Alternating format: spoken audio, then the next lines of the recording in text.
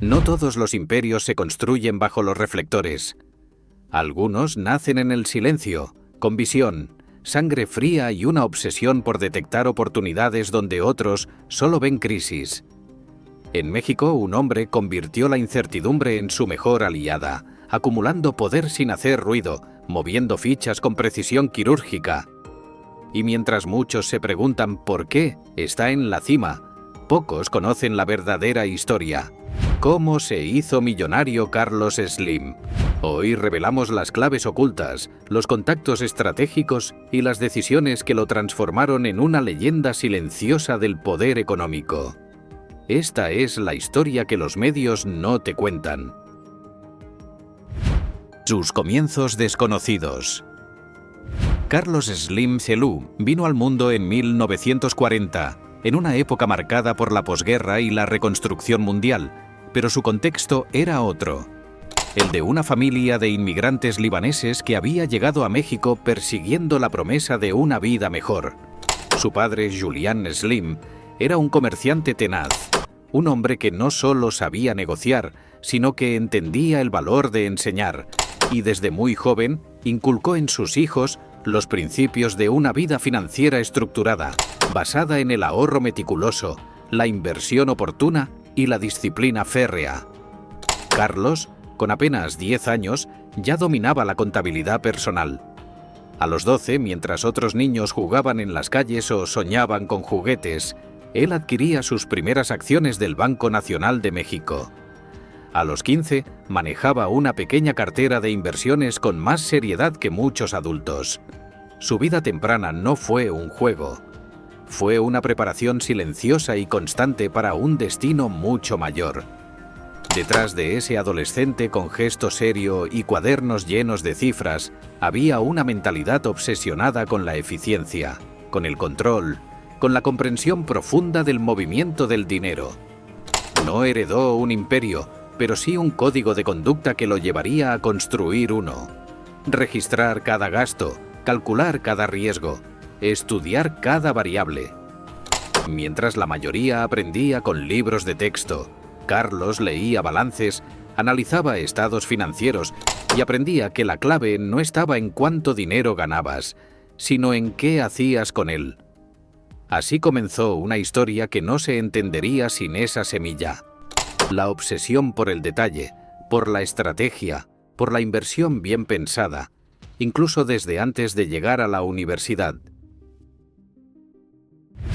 Contactos y estrategias secretas. Décadas más tarde, cuando el país atravesaba una de sus crisis más devastadoras, Carlos Slim no tembló. En 1982, México vivía una debacle financiera que hizo tambalear a empresas, gobiernos e inversionistas. La fuga de capitales era imparable, la confianza estaba por los suelos y muchos pensaban que era el fin. Pero mientras la mayoría huía, Slim actuaba. Y no lo hacía por inconsciencia, sino por una comprensión distinta de la economía. Él sabía que cuando hay sangre en las calles, los precios bajan, los activos se devalúan y los negocios que ayer eran intocables, hoy se venden por centavos. Fue en ese contexto donde desplegó una de sus tácticas más efectivas: adquirir empresas que, en tiempos normales, habrían sido imposibles de tocar. Compañías como Seguros de México, Cigatam o Sanborns pasaron a formar parte de su red. No lo hizo solo por ambición, sino por visión. Slim entendía que el verdadero poder no estaba en tener dinero, sino en posicionarse donde los demás no se atrevían a mirar. Una vez, en una de sus entrevistas más sinceras, dijo: «Hay momentos en que hay que invertir con los ojos cerrados, no porque no veas el riesgo, sino porque ves más allá de él». Esa filosofía de invertir cuando todos se retiran, de moverse en la oscuridad con pasos calculados, fue lo que le permitió, en medio del caos, construir las bases de un imperio. El gran golpe, Telmex. Y sin embargo, su movimiento más decisivo, el que cambió su destino para siempre, llegaría años después, cuando la política y los negocios comenzaron a entrelazarse de manera inevitable. En 1990, el gobierno mexicano inició un ambicioso proceso de privatización de empresas estatales. Entre ellas se encontraba Telmex, el gigante de las telecomunicaciones, que controlaba toda la infraestructura telefónica del país. Una compañía estratégica con miles de empleados y con un alcance que llegaba a cada rincón de México. El Estado quería vender, Slim quería comprar, y tenía los recursos, las conexiones y la estrategia para hacerlo. La operación fue polémica desde el inicio. Muchos acusaron al gobierno de favorecer a ciertos grupos, otros criticaron el precio de venta.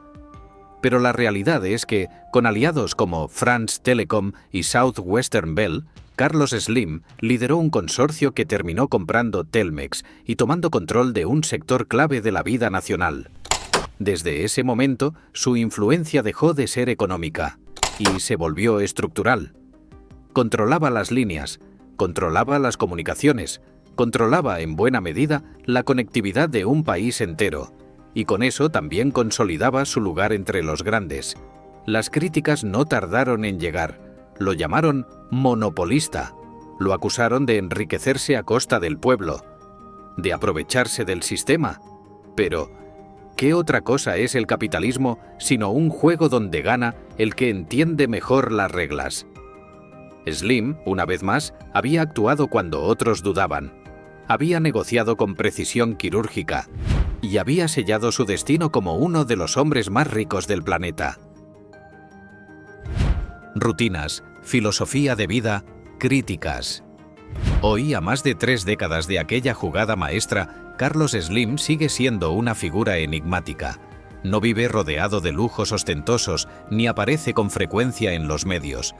Trabaja de lunes a sábado, revisa personalmente informes financieros y continúa participando activamente en sus empresas. Su vida cotidiana es, para muchos, sorprendentemente austera. Usa el mismo escritorio desde hace décadas, conduce su propio automóvil y evita los reflectores. Una vez afirmó: "El dinero que sale de la empresa es dinero que deja de trabajar". Y en esa frase se resume gran parte de su filosofía. Pero no todo es admiración. Slim ha sido objeto de múltiples críticas, desde prácticas monopólicas hasta falta de responsabilidad social. Se le ha cuestionado por no donar una parte más significativa de su fortuna, por ejercer influencia política sin rendir cuentas y por consolidar un poder económico que muchos consideran excesivo. Frente a otros magnates globales como Bill Gates, que han dedicado miles de millones a la filantropía, Slim ha optado por otra vía: reinvertir. Su postura ha sido clara. La pobreza no se combate con donativos, se combate con empleos. Y esa frase, tan pragmática como controvertida, lo define. Carlos Slim no es un héroe ni un villano. Es el reflejo más claro de un sistema donde triunfa quien piensa con frialdad, actúa en silencio y ve oportunidades donde otros solo ven caos. Su historia no se basa en suerte, sino en estrategia, visión y decisiones tomadas lejos del ruido. En este canal no buscamos admirar ni juzgar, sino entender, porque cada fortuna esconde una lección.